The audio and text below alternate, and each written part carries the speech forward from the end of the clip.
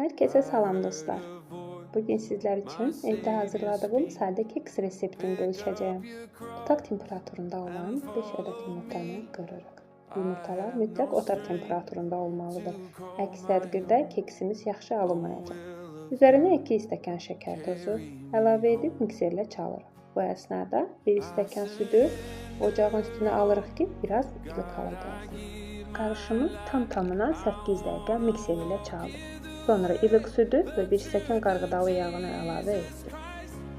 Ardından 1 ədəd qabartma tozunu ona əlavə edib ikisini birlikdə ələkdən keçirdim. 1 ədəd vanilidən eləmədən məhlulumuzu əlavə etdim. Budur, hazır vəziyyəti belə olur. Nəzərinizə çatdırıram ki, 2 stəkan yarımdan biraz artıq un əlavə etdim. Stəkanımın ölçüsü 200 ml-dir. Məhlulumuz hazır olduqdan sonra 1 stəkan götürüb kənarda 2 xörək qaşığı kakao tozu əlavə edib, onun üzərindən töküb, bax belə zebra formasını veririk. 20 dəqiqə müddətinə keksimiz bişir.